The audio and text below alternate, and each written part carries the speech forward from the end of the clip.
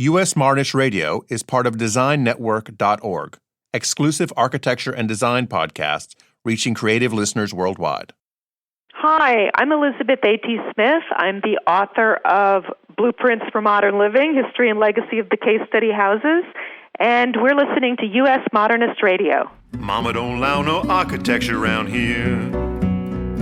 Mama don't allow no architecture around here. Oh, I don't care what Mama don't allow, gonna draw mine modern anyhow. Mama don't allow no architecture around here. Welcome to U.S. Modernist Radio, where we talk and laugh with people who enjoy, own, create, dream about, preserve, love, and hate modernist architecture, the most exciting and controversial buildings in the world. This is the 5th year U.S. Modernist Radio has covered the New York Architecture and Design Film Festival. If by festival you mean mostly online, and by New York you mean all over the planet. Every year, producers, experts, stars, and creators gathered to premiere their latest architecture and design documentaries. And this past year, with COVID subsiding but still concerning, Executive Director Kyle Bergman had a hybrid schedule of virtual and in-person screenings. Today, George talks with people behind 3 of those documentaries: Nico of Inside Prora, Lauren Levine of Unity Temple, Frank Lloyd Wright's modern masterpiece, and Nathan Eddy of Battleship Berlin. Later on, a special musical guest you saw last year on America's Got Talent, Storm Large. And now, still hurting from Frank Gehry's continuing rejections, here's your host, Mr. Modernism, George Smart. Hey, thanks, Tom. Not that I haven't tried, for years really, to get Frank Gehry on the show. I mean, while still turning out amazing buildings, he is in his 90s and probably has better things to do than talk to us. A friend of his recently told me that Frank is limiting his appearances. Oh well. The invitation's still open, Frank. Did you know, Tom, that Frank Gehry spent his honeymoon decades ago in a hotel designed by John Lautner? Oh, the one in Desert Hot Springs. Oh, yeah, outside of Palm Springs? Yeah. Oh. It's an amazingly designed 4 rooms at the Hotel Lautner that is still going. Yeah. You can book one of these, just like Frank Gehry did. No honeymoon required. People do have weddings there, though, and receptions, and U.S. Modernist takes a group every February to watch a dramatic sunset while sipping wine and chatting with past podcast guests Tracy Beckman and Danny Heller, who run the place. In fact, a picture I took of sunset a couple of years ago there is still the desktop wallpaper on my computer. It's memorable. It's pretty. U.S. Modernist Radio is underwritten by modernist realtor Angela Roll. In a timeless adventure we are completely making up, realtor Angela Roll grew up in Estonia, the daughter of a former ambassador wrongly accused of spying on next-door Lithuania. He was cleared, it turns out, because Estonia only has 6 spies, and everybody pretty much knows who they are. After a night of partying with Le Corbusier's son, Boozy Corbusier, Angela took the ferry across to the Gulf of Finland, causing an international incident involving a little red dress, a wood-turning lathe, the Finnish Coast Guard, and a $2,400 bar tab she accidentally signed over to Björk. Oops. Angela escaped the resulting media frenzy on a train to Denmark in the company of international man of mystery Erik of Aarhus, whom she later married, and then moved to North Carolina to become a real estate agent, specializing in modernist houses. Angela advises buyers and sellers on everything from appropriate renovation to shipping a lathe from Helsinki. Reach her at angelaroll.com. That's ROEHL or 919-995-0550. Thank you, George. Based in Berlin, director, author, and producer Nico studied philosophy and German literature. She worked as a print journalist for Die Welt and as an editor for the program Kulturzeit. For more than 20 years, her TV productions have been broadcast throughout Europe, examining philosophical questions, especially the challenges of filming the unfilmable. And what's more unfilmable, really, than a gigantic Nazi-sponsored indoctrination camp/vacation resort on the Baltic Sea, abandoned for decades? Here's George with Nico and her first full-length feature film, Inside Prora. Nico, Prora has been around for a long time, and we'll talk about its origins, but it seems like it's getting a lot of attention in this last 10 or so years. Why is that? Oh, I think the attention Prora gets in the last 10 years is because it was forgotten for so long, completely forgotten, I would say.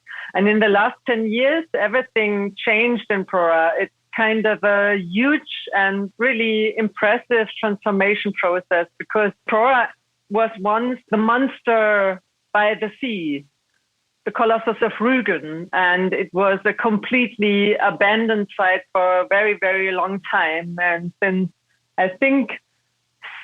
2012 or so, the transformation process started, and in the meantime is completely sold to different investors who try to rebuild and renew the whole area and the building itself, of course. How did it get started? I mean, why did the Nazi Party want to build this giant thing? It's nearly 5 kilometers long. Yeah, it's 4.5 kilometers long, and it's 5 blocks left. In former times, of course, it was 7 blocks, and 2 blocks are still there, but completely abandoned. It was built during the era of National Socialism, and I think they started in 1936, the National Socialists, with a very, how can I describe it in English, with a disturbing idea to make propaganda, of course, and to give the German worker a present, which means holiday, which was, of course, very unusual at this time. And if the historians are right, it was Hitler's own idea to build the huge, the most gigantic seaside resort in the world for the German worker. And so they started with Prora in 1936, and they stopped, of course, in 1939 because Second World War started. And that was the reason why Prora was never finished. So there were never someone making holidays there in Prora. So it was completely abandoned after that and was converted to one of the largest barracks in the GDR, and became then an abandoned site for many years following Germany's reunification, of course. But why so big? I mean, why would Hitler want to make something at this scale? Why wouldn't he just make a kind of typical resort with 500 or 1,000 rooms? I mean, this is enormous. It's the idea of propaganda. Well, you can say Prora was something like a prototype for Hitler. Prora was the first seaside resort that should have been built, and 4 more in the same size were planned. And it's so interesting because the idea of mass tourism was not originally the idea of the National Socialists, but it's connected to it somehow, because before Prora, they tried to establish the Strength Through Joy organization, and they had a prototype compared to the Strength Through Joy organization in Italy. And they tried to give the German workers something like a holiday. I'm not sure how can I explain it in English, because in this sense, it's not really a holiday, because you're in a 4.5 kilometers long building and you're surrounded by 20,000 other people. Is it more of an indoctrination center to where they would be? Oh, that was the word I was looking for, indoctrination. Yes, I think that's it. That's the point. That was the idea in the core of the propaganda. Yes. So this was a way to take people off for what looked like a seaside holiday, and it was really an indoctrination place. Yes, definitely. I would say so, yeah. Now, the architect of this was Clemens Klotz. Am I saying that right? Yeah, Clemens Klotz is right. Who has on his resume Nazi architect, which is never a good thing. What did Klotz do besides Prora? Really, to be honest, I have no clue. And why? Because I think at the end, the architect doesn't play a really big role in terms of Prora. Because to be honest, Prora is a really banal building. It's kind of, I would say, even ugly.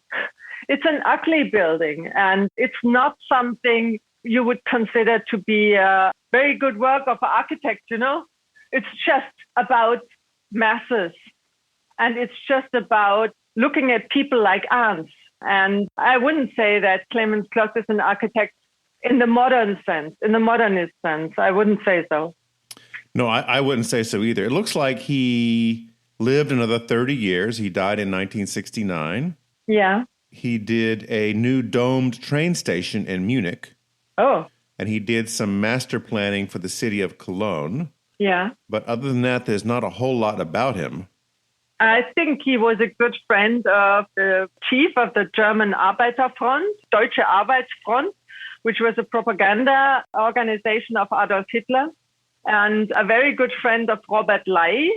And so all people who were working as architects and also as all companies in Prora, they came from originally this part of Germany where Robert Ley was also from. I think there was a huge amount of corruption around all the commissioned things that they built there in Prora, and it had nothing to do with the contest. The scale of this building is really something. It was designed for 20,000 people in 10,000 rooms. And of course, as you said, it was abandoned for many decades. When did there start to be interest in restoring it and turning it into what it is now as a hotel and hostel and other features? I think there were several steps. In 2005 or 2006, there was always, for a very long time, a huge debate about what to do with Prora. Because at the beginning, everyone wanted to get rid of it. And it's very important not to forget, because Prora, after the National Socialism and after the Second World War, it was, of course, converted to one of the largest barracks in the GDR. And that was before it became an abandoned site. And what does that mean? It was a secret place. It was not possible to enter Prora. It was not possible to see it on maps or something like that. And no one knew about Prora for a very, very long time. So that means after the Berlin Wall fell, no one realized that there is still, at this wonderful beach at the Baltic Sea, such a huge building and the second largest architectural legacy from the National Socialists still there. So in 2005, I think it became a listed building.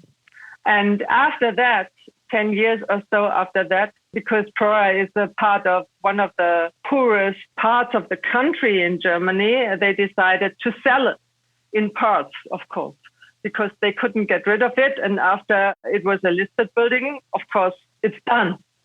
So you have to do something with it. And they have to invest money into it. And that was only possible in terms of a new transformation process. For example, hotels and holiday homes, which are then coming up in the protected building on one of Germany's most beautiful beaches, of course. So how do the Germans feel about repurposing the building for a new non-Nazi application? Oh, that's hard to answer. Because I think in general, the point is Prora is not evil enough, It's not evil enough to be a huge 4.5 kilometer museum, for example, or to be a 4.5 kilometer cultural site. You have to do something with it. So I think many Germans think that it's probably a good transformation process for Prora because you have no choice. And in the meantime, if you would have asked me in 2015, I would have said, no, I think you should leave it there and you should keep it as an abandoned site. But in the meantime, I know all the people there are trying to give this whole area a new perspective, which is really hard, even if it's a listed building, of course. And I think that there are many people who are very engaged to still remember the history, to still remember the history of the National Socialists, to still remember the Second World War, to still remember, of course, the next dictatorship who came in Prora, which was the GDR.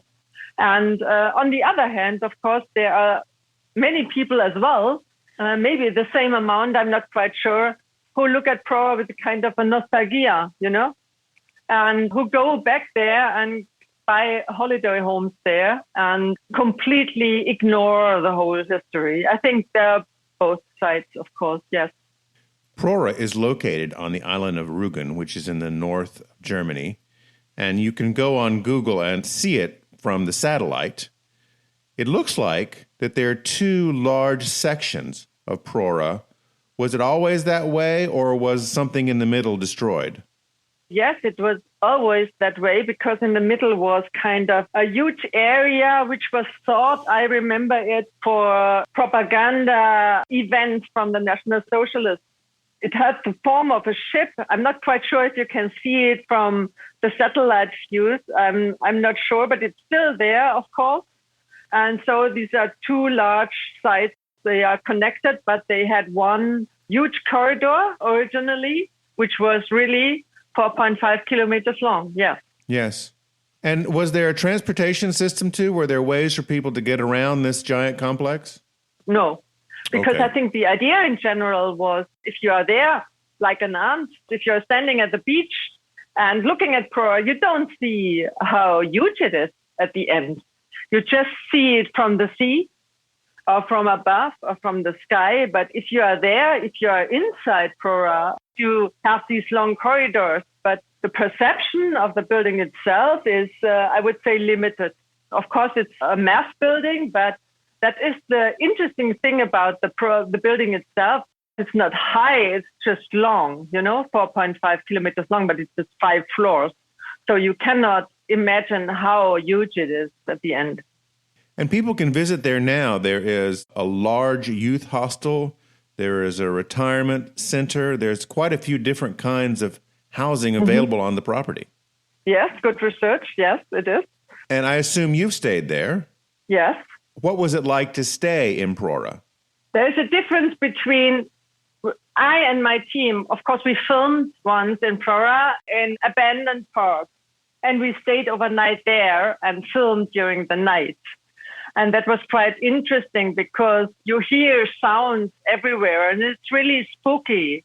It's a little bit like compared with a child going into the dark basement and searching for boxes with secret mystical stories in it, for example. And that was quite interesting because in the abandoned parts of Prora, the nature itself, as well as the animals, really, you hear the sounds from them by night. And the other thing was when we were filming there, we stayed in one of the hotel blocks, which is block 2, the Prora Solitaire, which is in average normal, very comfortable hotel in the meantime. Nico, is Inside Prora going to be available to the public on streaming networks, or is it going to be on the festival circuit for a while? It's still on the festival circuit until spring 2020 because we just finished the film at the end of 2019. I wanted to start with the festival circus around spring 2020, and then, as you probably know, the pandemic started, and there were no festivals anymore, and everyone was just online, and so it felt like I think it was really depressing for the whole team, and of course, like many films who were produced at that time, fell in like, I would say, a big black hole of the COVID pandemic. That was really a quite challenging time, I would say. So it will take a little while to get out there. Hopefully it's 2022. Yeah. The film is Inside Prora. Thank you, Nico, for talking with us. Thank you very much. That was George talking with Nico Weber of Inside Prora. Lauren Levine produced hundreds of hours of television in the last 20 years, launching her career at Whitewater Films in Los Angeles as Director of Development for Rick Rosenthal. She has produced and directed network, reality, and documentary programming for ABC Family, Discovery, Disney, TLC, Warner Brothers, Lifetime, National Geographic, and TV One. She headed to Chicago to document a task that's never easy: restoring a Frank Lloyd Wright building. Here's George's conversation with Lauren about her new film, Unity Temple, Frank Lloyd Wright's modern masterpiece. Lauren, in looking through some of your past work, you've been involved with one of my favorite shows, Modern Marvels. How was it to work on that? That's great. I would be out and about, and whoever I met almost, people knew about Modern Marvels. It's such a great show, and it was a great show for History Channel. My experience was great with Modern Marvels. In fact, I kind of approached this documentary in that way because you have to be very organized and figure out what you're going to shoot, and you don't have a lot of time, and you have to wrap your head around a difficult subject matter usually. So if it was the Oakland Bay Bridge or icebreakers, you had to educate yourself about that. So I really enjoyed that aspect of it. How did you first come across this project? Was it your association with the building or with Wright or this construction project that was going to go forward? What was it?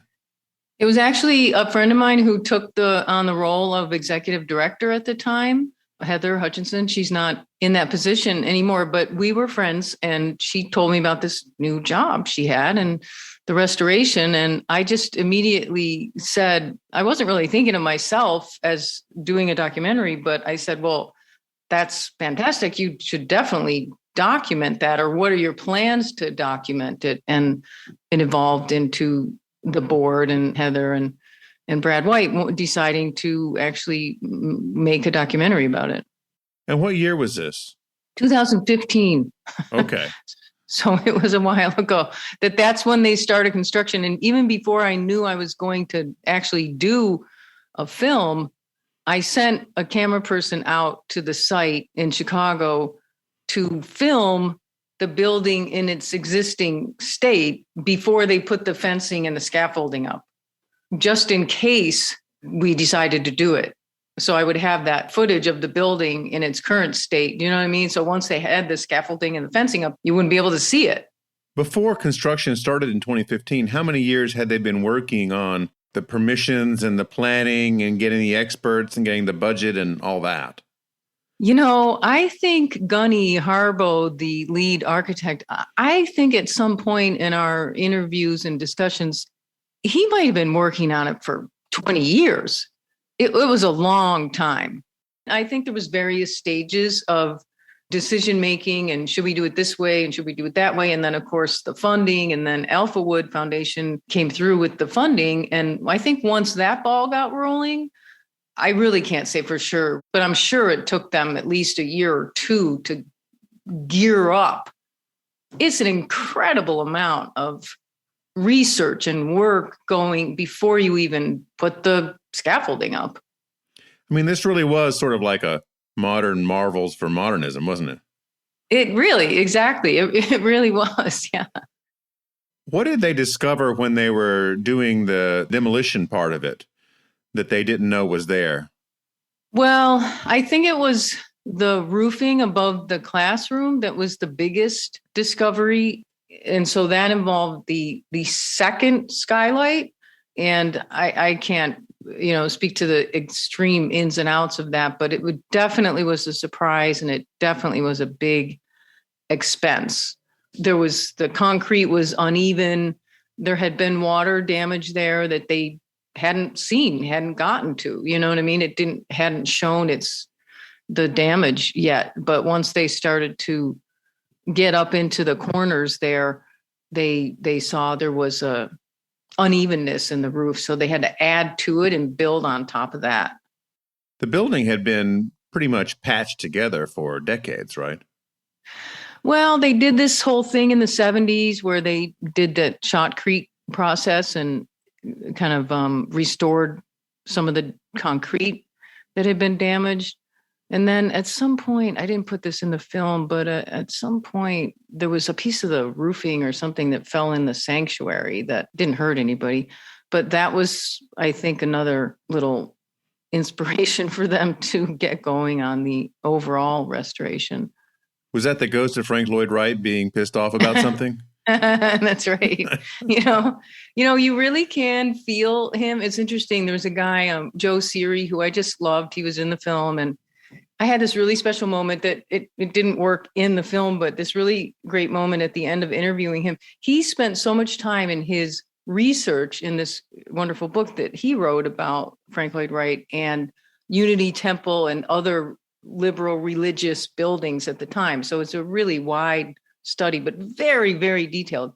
And I said, did you miss Wright in a way? Did you? And he said, I really did. He really felt kind of like you said, like he didn't say his ghost, but he really felt the presence of Wright in his life, because he had done so much painstaking research on the details of why he chose this and why he chose that.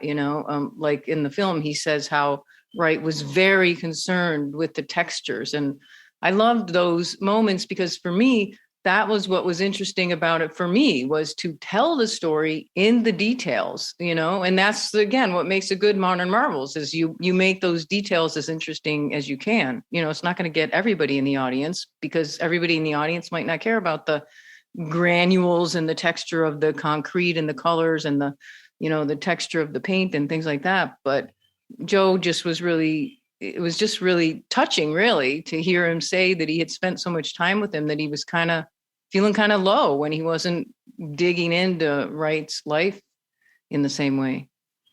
One of the prominent features of the house that's talked about in the film is the experience of going into the building through the entranceway and then coming into the main sanctuary. Describe that for our listeners. Yes.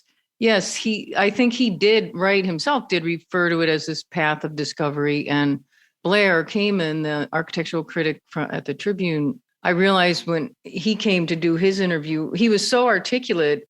We sat him down in the chair and did the interview, but then we had him walk us through it. So we used part of that in the film. But it really is a magical experience, because if you've not been there before, you walk into the main area that's sort of the lobby, and on one side is the house and the other side is the sanctuary, but you don't know that until you've actually walked either down some steps or up some steps. And the steps on the side that go into the sanctuary, you'll see there's a few shots in the film where you can see people look like they're kind of, what do you call that when you're at a symphony? You're in the lower seating, and you can kind of look through the pass-through. So you can see the pastor, but you're on a lower level. Your eye line is below where the pastor is standing at the podium.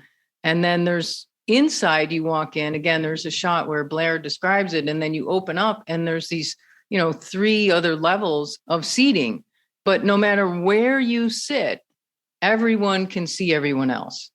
So and that was important to Wright. And that actually speaks to the history of the Unitarian Church. They always wanted to have it be community centered and have people looking at each other rather than the traditional pews, where you walk down and everybody's facing the front and nobody sees the other person. Like the Quakers. Exactly. The Quakers. That's right. Yeah. What other kinds of churches did Wright design? Do you know? He did a Greek Orthodox temple. I don't know if that's what you call it. It's in Wisconsin. I can't remember the name of it, but I know there was that in Wisconsin. And I think he did a smaller church, I think also in Wisconsin. He also did a synagogue somewhere, I seem to recall. That's right. Yes. Where is that? I don't know. I can't think of it off the top of my head. Well, listeners, you should be Googling for this now, so go for it. That's right. I know. I'm tempted to Google as you're asking me. When was the renovation completed? It was the summer of 18, I think. Yeah. Of 18. Summer of 18. And I guess except for the construction phase of this is a building that has been almost always open to the public for touring. That's right. Yeah. You can go during the week as part of the overall experience of Oak Park with all the different Wright houses. And of course, the Roby House is one of the most famous. Yeah, and the studio is literally down the street. I mean, it's really a fantastic tour. You could spend at least 2 days really doing that, because the studio tour itself is an afternoon. And then in the summer, I think they still do it. They have these walking tours so that you can, again, right in the neighborhood. So you're near his studio, and then you walk that neighborhood and you can see a few of his prairie style houses. And I'm sure the Roby House has its own tours, especially now that that's been restored as well. And Unity Temple, I'm guessing that when you do a tour with a tour guide, that it's probably 2 or 3 hours, because they tell you a lot of history and they walk you around to every part of the building. I mean, it seems incredible when you think about it, that it would take you 2 or 3 hours to go through a building. But when you really start, like the film itself, when you really start thinking about why did he build it this way? Why did he choose concrete? Why did he used so much glass, and the type of glass that he used? Every little thing was so detailed in its creation. The way he chose the paint that had these two levels of like a transparent gel kind of thing, and then the paint on the top, and then the texturing of the plaster.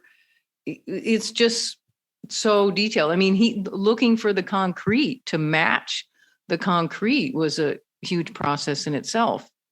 So yeah, it's a really wonderful experience. And even though I think the directors of photography that I used, they did a great job, and we have some wonderful, what we call the beauty shots, but it's just not the same as being there. It is really a different experience and wonderful experience to be in the building. Now, without giving away any spoilers, what's the climax of the film? What's the moment at which they go like, oh my God, I don't think we're going to be able to finish this? I thought about, I wish there was a way to build a lot of suspense, but the climax is really more, this building is now the way it looked 100 years ago, and we hope it'll look this way for another 100 years. That's really the accomplishment of which I really loved learning about, the idea of preservation overall, historic preservation of these really important buildings. Yeah. Did they have to bring it up to certain new codes, or did they get exempted from that? No, they did. And there was a couple, in fact, there's a shot in the film that I wish, but you just can't avoid it. Gunny Harbo, the lead architect, one of the codes was the exit signs, so you have these bright red exit signs. And of course it doesn't, look that great and it's not what Wright would never have wanted that in the doorways leaving the sanctuary, but you have to have it. And then the ADA stuff, and which it looks really good, but they had a lot of discussion about a wheelchair lift to get people up the stairs and they built a ramp on the backside of the building, which it looks really great. There was some lighting issues too, and of course the air conditioning and the heating, the new high-tech geothermal system was, of course, very complicated, but really interesting, in the way that they made it work within the bowels of the building. They really used the space there. In fact, part of the geothermal system is behind the podium where the organ used to be. Oh. There's a hidden space behind where the pastor is, and part of the geothermal goes down through there, down into the bowels of the building, into these long, deep cavernous pathways under the ground. And that's where they put the geothermal system. So they dug down beneath the temple to get the geothermal going. Exactly. Did they get anything exempted, being a historical structure, that they didn't have to put back? I'd have to ask Gunny. I don't think so. In all the time that I've spoke to people and, was there so much of the time, I never heard that. It seems that the main challenge from looking through the film was the concrete, and that people didn't understand that concrete is like bread, and there's so many different types and consistencies. It's still bread in the end, and it's still strong like concrete, but the way you put it all together can vary tremendously. Yeah, that's a great analogy, the bread. Yes, and apparently Wright was, in fact, well ahead of his time in terms of the way he used the rebar and the way he used the cantilevers and the way that the roofs sat on top of each other. It was an ingenious design. And for that reason, really, I didn't spend a lot of time talking about, there's this cliche out there. Wright's buildings, everybody makes the jokes, that they leak, but who cares? I mean, a lot of structures have that problem. And it's true. He didn't know then where the spots would weaken. He didn't know then that the rebar would corrode. But it really was a really forward-thinking way to design it. And the concrete itself, of course, was I don't know if it was all of an economic decision, but it was certainly part that, because concrete was cheaper than brick. But I think he did have this idea of this massive block-like structure. And then he continued to do that in a lot of his houses. There's a couple houses here in LA, Hollyhock, that uses concrete. He used it a lot. He used that. You could see bits of Unity Temple in some of the houses that he did in concrete. When you were putting together the film, did you find any original video of when the building was built? I assume they were still photographs from somebody.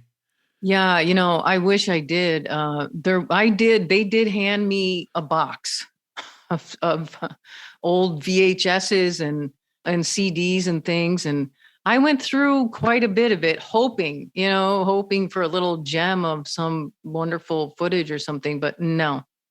And it was amazing. Actually, that's one of the reasons I was able to convince the board and the executive director towards the end to let me spend a little extra money and bring in a really top director of photography, because, I said, when is this ever going to happen again? When are you ever going to film this building in all its glory? Now's the time to do it. And we spent 4 days, if you can imagine, with a camera crew, just me and a camera person and a camera assistant, filming the building, the close-ups of the walls, the beauty shots, and then of the light coming in. We were sitting there, actually, I think it was the last day. And of course it's Chicago, so you can't predict the weather. And it was a cloudy day, which was kind of a bummer. We were done. We were tired. The camera gear was gone. And we were sitting in the sanctuary, and all of a sudden the sun popped up into those windows, those clear story windows up at the top. And I said, guys, I'm so sorry, but get the camera.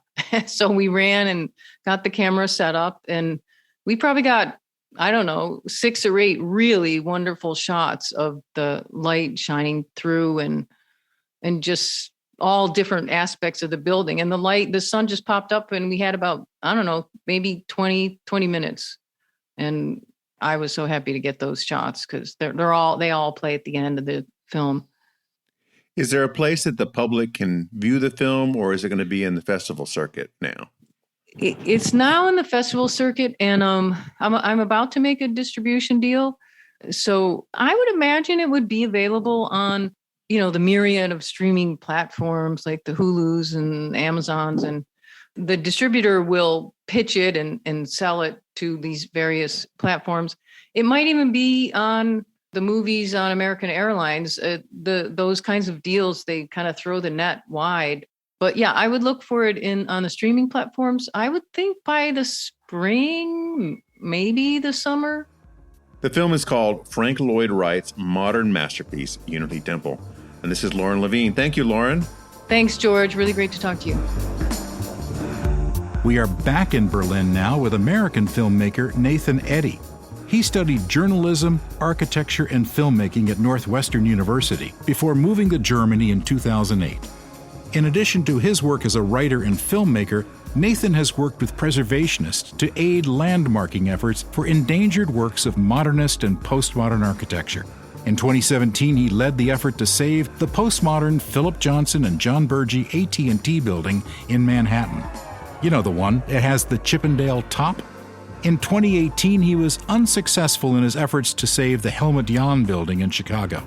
His new film, Battleship Berlin, concerns plans by the city's powerful Charité Hospital to destroy a brutalist icon of the Cold War era, an animal research laboratory known as the Mausebunker. George has an idea about that to run by Nathan. Here's his conversation with Nathan Eddy about his new film, Battleship Berlin. Nathan, before we start talking about the Mausebunker, I want to talk with you about another building first, a building that I don't really understand. I understand it less than the Mausebunker, and that's 550 Madison Avenue. You were very involved in working to save that. Why? I was. What's sort of hilarious about that, the origins of that story as well, is that I was flying back to New York from Berlin to promote Starship Chicago at the Architecture and Design Film Festival in New York. And I had a layover in Oslo. And so I was so thrilled to have this long layover in Oslo so I could go see Snøhetta concert hall. Oh, sure. Yeah. Beautiful Right opera hall. Right on the water. And I was thinking like, oh, this is so cool, right? Because, Snøhetta is a pretty big firm and this is one of their, real big masterpieces. And so I was very much enjoying walking around on the roof and going inside and this and that. And then, I landed in New York, and it was a day later that the renderings came out of what they were going to do to the front of Johnson and Bergey's AT&T building. And I had this immediate visceral reaction. I thought, absolutely not. Absolutely not.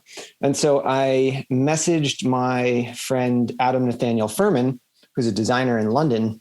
And I said, what do we do? we can't allow this to happen. And he said, start a petition and have a protest in front of the building. And so I put that together. He and I pooled about $200, which was pretty much all the money we had at the time. And I contacted Liz Waitakis of Docomomo. And I said, will you help me? And she said, of course, we'll help you. And then I knew we needed like a celebrity ringer architect to guarantee the press coverage that I wanted.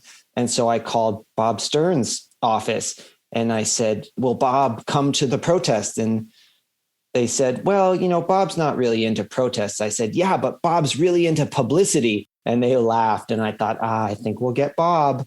And he came with the model. And, it's always been such a controversial building.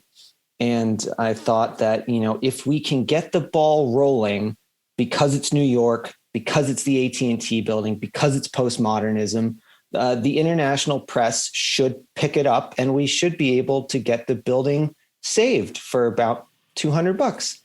What a deal. Yeah, it was pretty good. Now, was this the first major effort to save a postmodern building? Well, no. They have successfully landmarked the Portland building that Michael Graves did. And then they had to change some of the features of it to bring it up to code. And they did some other things to it that were sort of discuss whether or not that would alter the landmark status of the building. But I'm almost positive that that's on the National Register.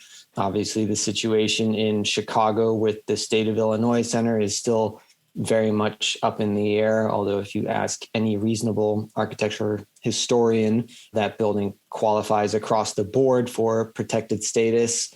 But certainly getting the AT&T building landmarked very, very decidedly as an example of postmodernism, as, essentially the textbook example of postmodernism, that was a huge step. That was good PR for the postmodern movement. Of course, if you talk to, I called Denise Scott Brown when I was trying to get a bunch of signatures from well-known architects in a letter that I sent to the New York Times.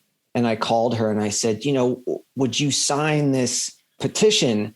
And she said, young man, that's a very brave question that you're asking me. She was like, no, I will not. I will not sign this petition. Philip Johnson took all our ideas and that building is a bastardization of everything that we were trying to do. And then we wound up having a really lovely conversation for close to an hour about architecture and this and that. And she said, next time when you have a more, what was the word she used? A more worthy building, feel free to call me again. And I said, okay, thank you, Miss Denise Scott Brown. That's a great story. Yeah, that was a good one. I'm a big fan of Philip Johnson, but personally, I just can't get that building. But a building that I have now come to love, which I didn't know much about, was the Mouse Bunker, the subject of your movie. Yeah. It's just really a thrilling building and story. Tell us about how the building got started. What caused it to be built? Sure. In Berlin, ever since the wall went up, you had this sort of, in addition to the political, ideological battle that was going on between the East and the West, you had a sort of architectural battle that was going on as well, where each side was trying to demonstrate its superiority in terms of aesthetics and the sort of the look of contemporary architecture. And so in West Berlin, they spent a lot of time and they spent a lot of money on representative buildings for public institutions, including the Free University of Berlin, which was down in the southwest of Berlin. And that included science and medical research buildings, which is where the Mäusebunker, the mouse bunker, comes into play. And the building took quite some time. It was designed in the 60s, and then it wasn't finished until 1980. So you can imagine that at this point, the whole sort of brutalist phase was decidedly on the way out. I mean, funny enough, Philip Johnson and John Berge designed that AT&T building in 1979. So, we're way past brutalism at this point. And then in 1980, this stranded warship of a thing made out of precast concrete elements opens in the southwest of Berlin. And it is an animal research facility. It's where, mice were tortured to death. I mean, the name Mäusebunker is a little bit ironic because it assumes that they're maybe in charge of the facility, which I can assure you was not the case. But this was essentially like pharmaceutical research, right? Yeah, scientific research. Okay. I mean, it wasn't just a place where people killed mice for sport or something like that. No. And what's funny is that the reason that the building is empty today is not because we no longer do medical experiments on animals. They just moved their new facility a little bit farther outside the city. What does the building look like? Since we're a podcast, you'll need to describe it. It looks like a warship out of a science fiction film. It's a very long, canted building with these large blue exhaust pipes that stick out of it that resemble the cannons that you would see on battleships. There's some sequences that I actually wound up shooting myself of the building in the snow. And if you've ever seen The Empire Strikes Back, the second Star Wars film, it looks like this sort of bunker or this sort of crashed spaceship on Hoth. Yeah. So it's certainly not what I would call a friendly looking building, but it has this innate sort of raw power and this sort of dark charisma to it. People are predictably floored whenever they see it in person. And that's where a lot of the building's sort of notoriety has come from of late, is because people go down to see this. It's very Instagrammable, as we would say. Yeah, we used to call that photogenic, but now it's Instagrammable, right? Of course. When did the pharmaceutical function of it stop? It's been vacant for a couple years now. And they have just sort of been keeping that. When we took a tour through the building and filmed all inside, it's completely empty. They're totally cleaned out because they built this new facility for this purpose. And that's kind of why Charité, the hospital group, is sort of keen to demolish the building, is because it was built very specifically for this purpose of animal research. And it's no longer being done then. The question is, well, what could you then turn the building into? Most of the building is windowless. Large sections of the building cannot be, you can't go into them unless you've got the sort of the HVAC system actively running. Otherwise, there's no air. And then there are these huge sort of middle floors that are all given over to the HVAC system. So it's sort of like a giant bunker lab thing. And did the hospital group own it all along? Yeah, Charité's always owned it. Has always owned it. Okay. Yeah. In looking at your movie, I just couldn't help think, looking at all the piping and the old scientific equipment and the way it was laid out and everything, it's like, wouldn't this make an incredible brewery? Oh, that hasn't been suggested yet. I mean, you could see setting up all the pipes and the tanks and everything in there, and you wouldn't need to have windows for your tanks of beer. Or a Mäusebunker brew. Yeah. There's your business plan.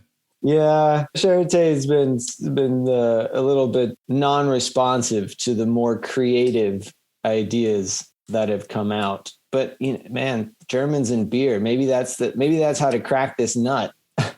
Because you would think that in addition to producing it there, you could make these little terraces in place. You could outfit it so people could come tour the beer making process, do some sampling, and what an Instagrammable moment at your Mouse Bunker Brewery. 100%. We actually had a screening of the film on one of those terraces in front of the building with a big screen and then the Mäusebunker behind. And as the sky was getting darker and darker, the building was sort of disappearing and the moon was rising in the back while you've got the images of the building on the screen right in front of you. And it was a really spectacular event. And we had 120 people come down there. It's not as easily accessible as some of the other places that you can get to in Berlin on public transit, but the programming that they've done successfully proves that people will go to these places that are not, directly in the city center if they feel that the architecture is of value, if they feel that there's a sort of a cultural worth to a unique place, and everybody can admit that this is a unique building. Does the hospital system have to get any kind of approvals to move forward, or are they just kind of biding their time before they're going to destroy it anyway? Well, one of the interesting things that happened was while we were making the film about the Mäusebunker, and the Mäusebunker is the star of the film, so to say, but the film actually concerns two buildings. And the other one is the former Hygiene Institute, which is right across the street from the Mäusebunker. And Charité had plans to demolish both of those buildings. And over the course of making the film, Charité backtracked on the Hygiene Institute, the Hygiene Institute, and said, you know what? We're actually going to repurpose this building and refurbish this building, and we're going to find a new use for it. And that building is now an official landmark. So it indicates that, as one of the architects in the film puts it, there are learning curves to these institutions. We went through a similar process with AT&T when all of a sudden the giant faceless international conglomerate of real estate people who own the building suddenly said, well, it's really such an honor to have such an iconic building in our portfolio. It's like, oh yeah, you mean the one you were about to rip the face off of? Yeah, that one. Yeah. So the thing with the Mäusebunker is that it's going to be tricky to find an adaptive reuse. We just found one, Nathan. I think we got it here. That's true. I have to say, the next time I have a meeting with any of these people, I'll definitely have to bring that up, because honestly, that hasn't yet come up, and that is really a stroke of genius. Well, if they do it, please invite us over, because we'd like to be there for the opening ceremony of the brewery. First round's on me. Prost, as they say. Did you find any special secret rooms in the place as you were exploring? Any really unusual? Oh, the whole, my cinematographer, Kevin Klein, when we were in there together, I thought I was never going to be able to get him out of there, because the building is it goes on and on and on. There are lots of very creepy sort of orange and yellow tiled hallways. It has a bit of a Shining kind of feel to it. I saw that times. from some of the photos. Yeah. Yeah. You think Jack Nicholson is going to peek out from behind a corner. For sure. It has creepy vibes. And, certainly with the whole history of the building, you go into these full stainless steel rooms. There are these odd little dumbwaiter sort of things where you pass from one room to another, and all of this equipment can be sterilized, goodness knows why, and a lot of pressurized doors. Yeah, it's really weird. But then on the inside, on the outer edge of the interior of the building, there are these triangular windows that extend out of the building. And so the rooms themselves, where you would be doing writing a report, or you have a little view of the outside world, are really quite spectacular, because these windows are quite large, and you can see this in the film as well. And it must have been really cool to, to have your office with one of these or two of these big triangular windows. That was very surprising and very cool to see. But again, those rooms make up the sort of the tiny perimeter of the outside of the building, and the guts, the bowels of the building are windowless, and they still had everything running, all the mechanical systems. So when you're in there, there's this kind of Oh yeah, I suspect all that piping, right? Yeah. So that's why there's a joke it's not really a joke, but it's a laugh line in the film. We have a large power station in the middle of Berlin that's been turned into the city's most popular and most notorious club, which is called Berghain. And it has this very industrial aesthetic with grated floors and pipes. And it has this reputation of having a sort of a sci-fi quasi-industrial element. And when you're in the sort of the bowels of the Mäusebunker, you're thinking like, oh, this is kind of like Berghain. And somebody brings that up in the film. And so that gets a big laugh every time we screen it, because it's its own sort of aesthetic and world. So the idea of a club has been brought up. And so having a brewery on site to supply the club would make perfect sense in a perfect world. Absolutely. Tell me about the pipes that come out of it. Are they decorative or do they have a purpose? No. Those are actually there to supply. Some of them are there to push bad air out of the building, and others are there to supply the building with fresh air, as I understand it. And I couldn't quite tell what the scale of them were. I mean, how big are they across? Let me see. They're maybe like the size of a dinner plate in diameter, but they extend a good couple meters out of the building. I mean, they look like, like the guns on the side of a warship. Yeah. Yeah, they're big, and they typically come in sets of 2 or 3. So they look quite imposing. But even the color, it's this interesting blue. It's not quite dark blue. It's not quite periwinkle blue. And then with this sort of dark gray of the concrete that's aged over time. It's a very striking color combination. When we were doing one of the posters for the films, we had to go back and forth quite a few times to get that right color blue, because it's sort of a very particular hue. Nathan, do you think now if you went back to Denise Scott Brown, she'd sign a petition for the Mouse Bunker? Oh, good question. Should see if I still have her phone number. Yeah, that might be something for you. Yeah, you always wonder how it's going to go from building to building. My dad saw the film and loved the film, but he said, Nathan, that building has no aesthetic value whatsoever. And I said, well, thanks, Dad. I'm glad you like the film. The proud father. Yeah, indeed. And he is very proud, and I owe a lot to him. Yeah. But yeah, brutalism is not his thing. That's why when it comes to these types of buildings, this type of engagement, I think, is really important, because, brutalism is still a really hard sell. I would say postmodernism is an even harder sell. At least people can look at brutalism and appreciate maybe the ruggedness of it. Right.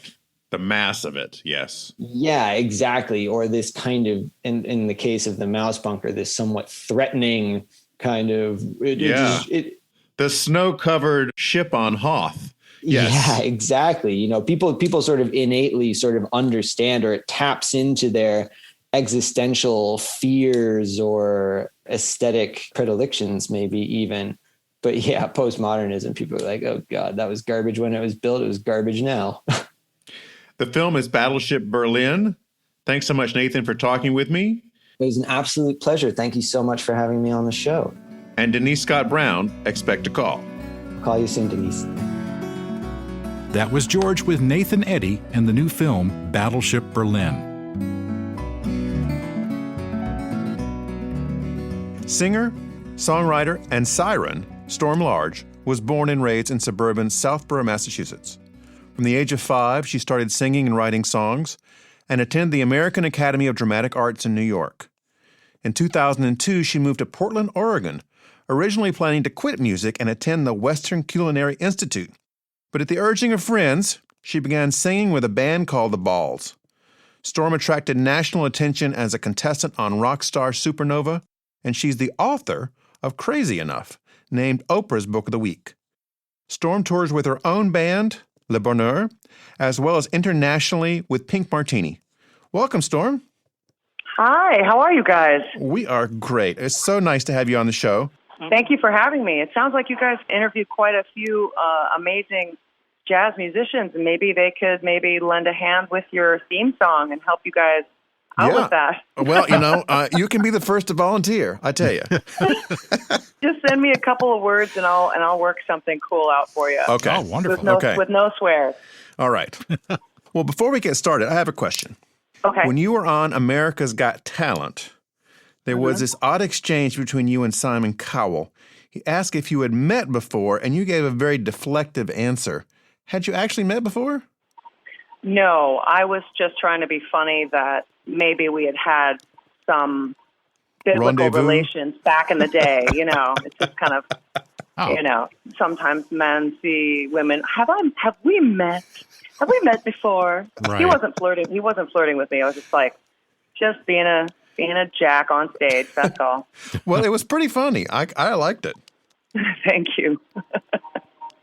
Now, your talents aren't limited to the stage. Our ACE research team said you were once a competitive rower.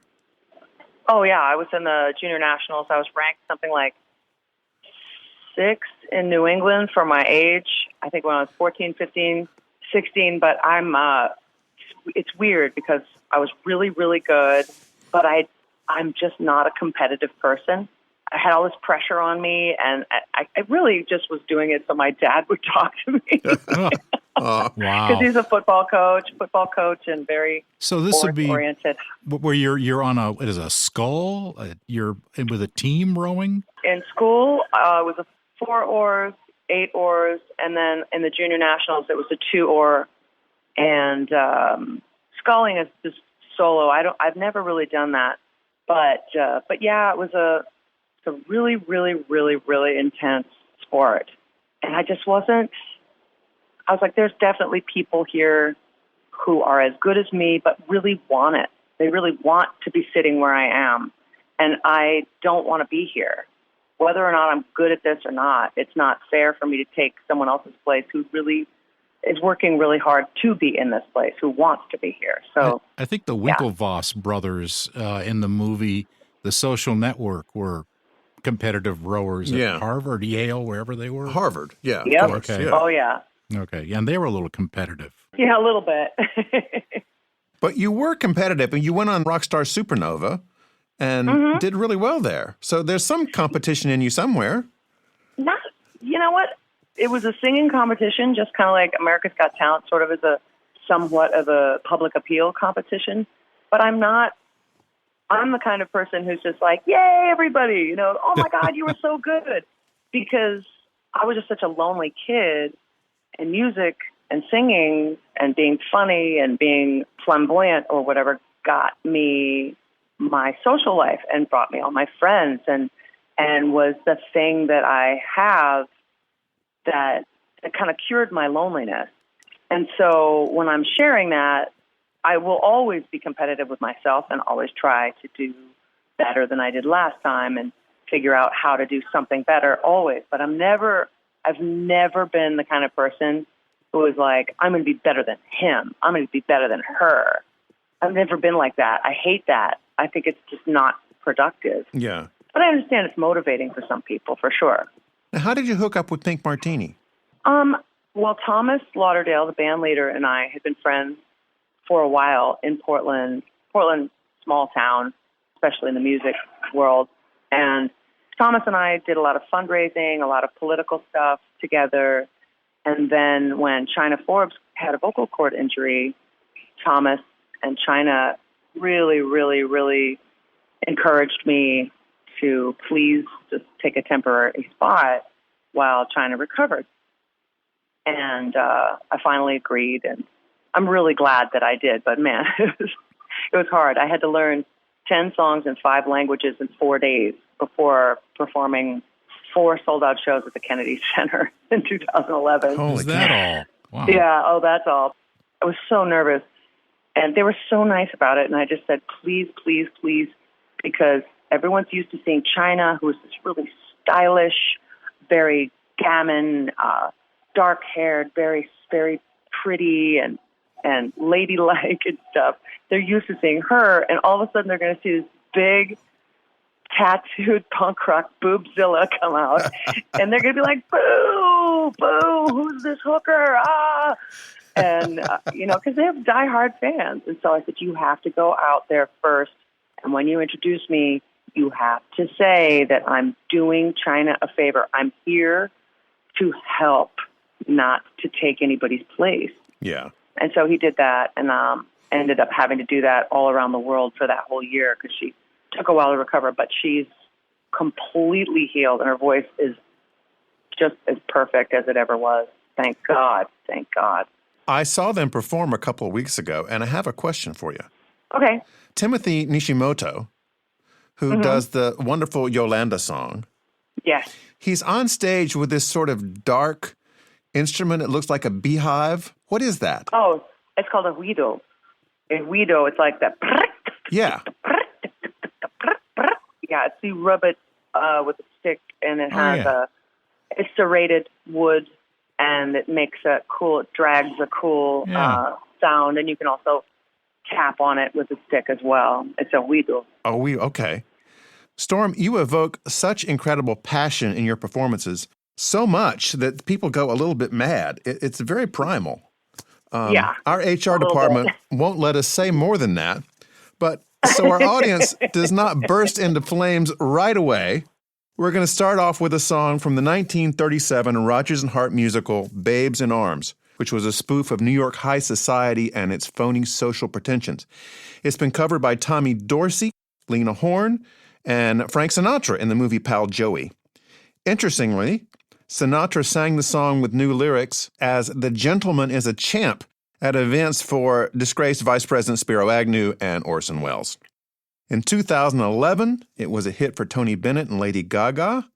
Following that single, Bennett drew a sketch of Gaga naked for the January 2012 Vanity Fair, which was auctioned for $30,000. What a classy guy. Oh, my God. HR would definitely not approve that today. Here's Storm with The Lady is a Tramp. I've wined and dined on mulligan stew and never wished for turkey as I hitched and hiked and grifted too from Maine to Albuquerque. Alas, I missed the Beaux-Arts ball, and what is twice as sad, I was never at a party where they honored Noel Coward. But social circles spin too fast for me. My old Bohemia is the place to be. I get too hungry for dinner at 8. I love the theater and never come late. I never bother with people I hate. That's why the lady is a tramp. Won't go to crap games with barons and earls. I won't go to Harlem in no ermine and pearls. And I won't dish the dirt with the rest of the girls. That's why the lady is a tramp. I love the free, fresh wind in my hair. Life without care. I'm broke but it's okie doke, and I hate California. It's so cold and so damp. That's why the lady is a tramp. I go to Coney, the beach is divine. I go to ball games and the bleachers are fine. And I'll read the Times and memorize every line. That's why the lady is a tramp. And I love a prize fight that isn't a fake. I love the rowing on Central Park Lake. I go to opera and I'll stay wide awake. That's why the lady is a tramp. I love the green grass under my shoes. What can I lose? I'm flat, that's there. I'm all alone when I lower my leg. That's why the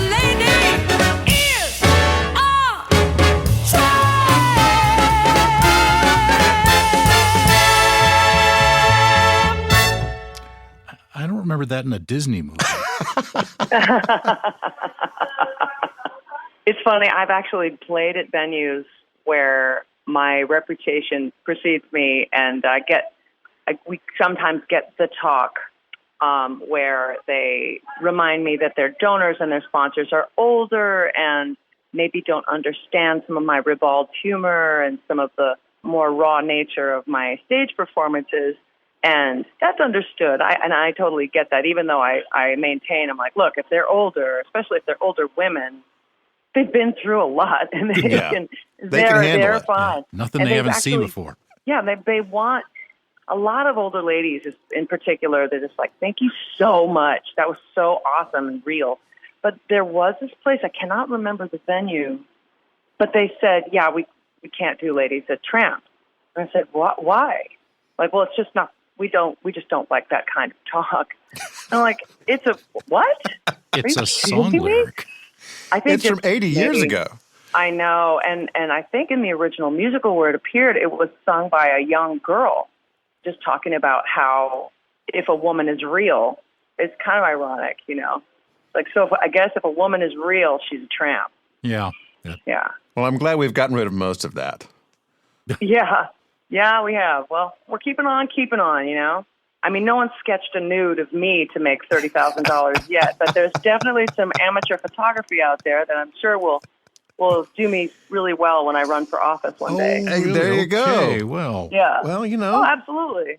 But there is still some shame around that kind of stuff, which I would love to be the person to heal that with some clever argument, but I think it just takes time. It just takes time for people to, you know, like cannabis is legal in a lot of places now, and in some places it's considered an essential business, marijuana. Yes, that's right. That's right. So back in the day, people were like, no, if you smoke pot today, you're going to be doing heroin in a week. I was like, well, someone better tell Willie Nelson because he's about to die. Storm, you sang this next song on America's Got Talent. You unassumedly took the stage in jeans and a jacket like a mom stepping out of Target with avocados, paper towels, and toothpaste.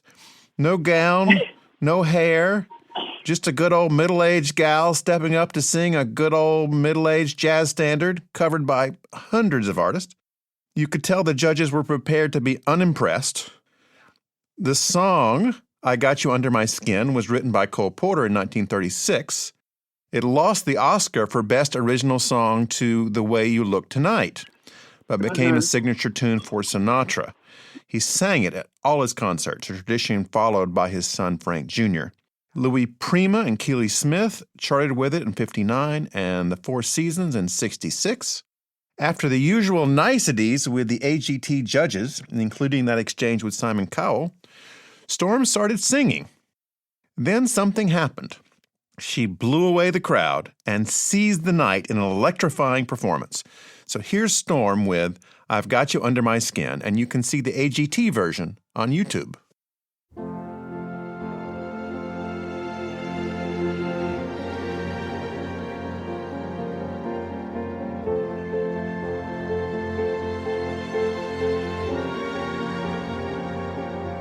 I've got you under my skin. I've got you deep in the heart of me, so deep in my heart that you're nearly a part of me. And I've got you under my skin. I've tried so not to give in. I said to myself, this affair never will go so well.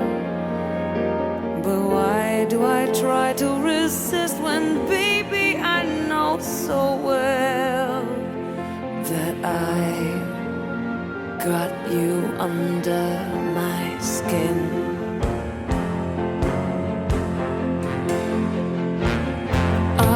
Would sacrifice anything, come what might, for the sake of just having you near. In spite of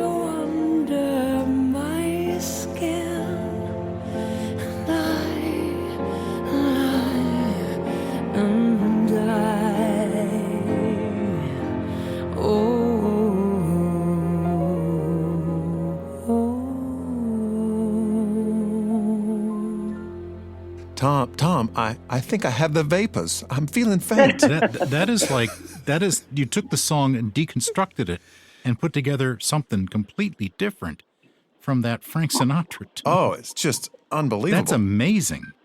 Thank you. Wow, well, I mean, my piano player and business partner, James Beaton, came up with a different harmonic. He's like, I've been just sort of playing around with this, and I just kind of, it's interesting. When you have a hit song, a pop song especially, and it's just part of the culture's mitochondria. You've heard it a thousand times. Right. All the greatest voices performing it. So in a way, you know it. You know how it starts. You know the middle. You know the hook and the pause and all of that stuff. It's predictable and kind of safe. But when it becomes that safe and predictable, you kind of stop listening to it. You kind of stop actually listening to what was being said. And so we took the lyrics and just reimagined them. I felt closer to its emotional kernel, which is I would sacrifice anything, come what might, for the sake of having you near, despite this warning voice that comes in the night. It's like someone who is obsessed and also kind of terrified it's going to end really badly. You know, the heart wants what I've got it wants. you under my skin. Mm-hmm. So, yeah, I made it a little bit dark. When you competed again after this, you were in full performance regalia, the dress, the hair, with a really powerful song by Aha, but it just didn't land with the judges, and you really should have won the whole thing. What happened? Oh, you know what? They don't really, first of all, singers don't usually win. And I didn't expect to win at all. I loved the challenge of, because I had been on national television before, 15 years ago, and America's Got Talent approached me, and I said, no, I've been on TV. I don't need to do it. You know, I'm fine. Thank you. But they were like, oh, it would be so empowering for women your age to see you kind of blah, blah, blah. And I was like, well, I'll do it if I can just kind of represent to people that you don't have to be famous to be successful and to be a successful artist. But what ended up happening was, you know, they're a big, giant corporate machine. They know what they're doing. And once you're in that machine, you are what they say you are. And I still got a lot out of it. I still got to perform in front of millions and millions of people and do the fancy TV thing. And also my little brother, who's also in Pink Martini, Jimmy Harrod, was on the show. So that was really fun to commiserate with someone who's experiencing the same thing. And it was scary. It was out of my comfort zone. And I think every artist should do that, should do something that feels really awkward and not easy, because it forces you to grow. And their story for me was, she's been waiting 30 years. And so my fans were not happy about that. But, you know, it's the story, you know, people who get all their art and culture through television, that's all they know. And they aren't typical ticket buyers. They aren't typical, they'll go see things that they've seen on television. Yeah. So it's not necessarily my audience, but, you know, I still got to do it. You know, I can't say like that experience was negative in any way. It was hard. It was really hard. But, you know, doing something weird and challenging is always, even if it feels kind of wrong, it always ends up part of the next expression, part of the next piece, part of the next performance, part of the next. It's all experiential. And I it guess all goes into the coffers. You sort of knew what you were getting into. This was not a big shocker for you. No. Yeah. I mean, I'm 52, and I've been in this business for 30 years. Big business, big fancy TV stuff, and big fancy Carnegie Hall and Kennedy Center. And also, like, I got my start in punk rock clubs, you know. I never thought I would get further than that.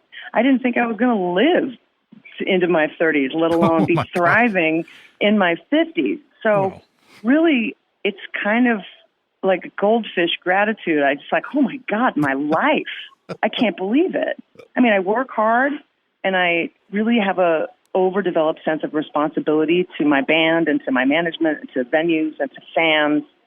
And so that's really motivating. But it really, every now and then I stop and look around going, oh my God, look what I did. I did this. It's really cool. You have done this. Yeah. For a song that will totally rock your world, Google Storm Large Amado Mio to see her performance with Pink Martini over the years. Well, this has been delightful, Storm. Thank you so much for spending some time with us. Oh, you're so welcome. Thank you for inviting me into your little world today. Thanks for listening. U.S. Modernist Radio is underwritten by Modernist Realtor Angela Roll. Okay, Tom? Visit usmodernist.org's massive archives to listen to past shows, discover documentation of 12,000 significant modernist houses, and access 4 million pages of classic 20th century architecture magazines. U.S. Modernist Radio is produced by Soundtracks Recording Studios in Raleigh, North Carolina. Our theme song was performed by George Smart and Robinson Earl. Rogue archivist and guest researcher Carrie Cesarino, mother of 2, actually does roam Target looking for avocados, paper towels, and toothpaste. Like Storm Large. U.S. Modernist Radio is a production of Modernist Archive Incorporated, a nonprofit educational archive for the documentation, preservation, and promotion of modernist residential design. I'm Tom Guild. George and I'll be back soon with another edition of U.S. Modernist Radio. HR has approved this episode.